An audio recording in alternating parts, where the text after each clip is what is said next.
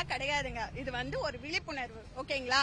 அதாவது இப்ப வந்து பெண்களுக்கு அந்த பெண்ணுக்கு நடந்த வன்கொடுமைய அவர் என்னன்றாருன்னா சாதாரணமா எடுத்துக்காதீங்க.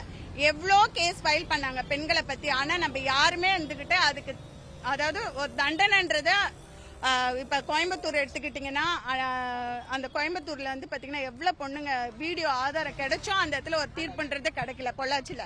அதே சமயம் சேலத்திலயும் பாத்தீங்கன்னா ஆட்டோ டிரைவர் அவ்வளவு இது பண்ணாங்க, அதுக்கும் எந்த ஒரு இது நீங்க புடிச்சு ஜெயில தான் போடுறீங்க, அவங்களுக்கு என்ன தண்டனை வாங்கி தர்றீங்க? அப்புறம் எப்படி இன்னொருத்தவங்க அந்த தப்பு பண்றதுக்கு பயப்படுவாங்க? அதனால அவர் வந்து வழிகாட்டின்படி நாங்க என்னன்னா தைரியமா வந்து நீதி கேட்கணும், பெண்கள் யாருமே பயப்படக்கூடாது, உங்களோட கோரிக்கையை முன்னாடி வச்சு நீதி கேட்கணும்னு சொல்லிதான் நாங்க வந்திருக்கோமே தவிர்த்து அவர் சொன்னதை வச்சு நாங்க கட்சியை வந்து இதுல வந்து நாங்க மென்ஷன் பண்ணல.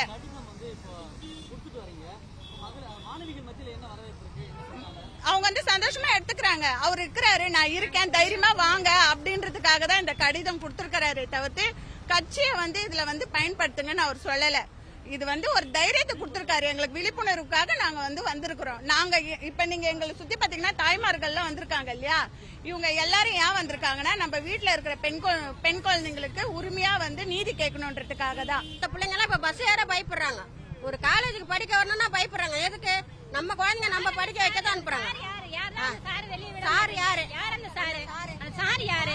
அந்த குழந்தை அந்த வழியோட சொல்லி இருக்குன்னா அந்த குழந்தையோட வழியை புரிஞ்சுக்கணுமா இல்லையா? அந்த சார் யாரு? ஏன் அவரு பாதுகாப்பு அவ்வளவு பாதுகாப்பு கொடுக்குறீங்க? ஏன் அந்த சாருக்கையும் அப்படி யாரு சொன்னது? அப்படி சொல்லி குழந்தை மனு வீட்டுல குழந்தை கொடுத்துருக்க அந்த கம்ப்ளைண்ட்ல அந்த சாருக்கும் நீ வந்து பணிப்படையணும் அப்படின்னு. அப்ப அந்த சார் யாரு? ஒரு ஜெனரலா நம்ம வீட்டு குழந்தைக்கு அந்த மாதிரி நடந்தா நீங்க சும்மா இருப்பீங்களா? சொல்லுங்க. இருக்காங்க சாதாரண இடமாங்க, சாதாரண இடமா, ஒரு கவர்னர் மாளிகை இருக்கிற இடம்.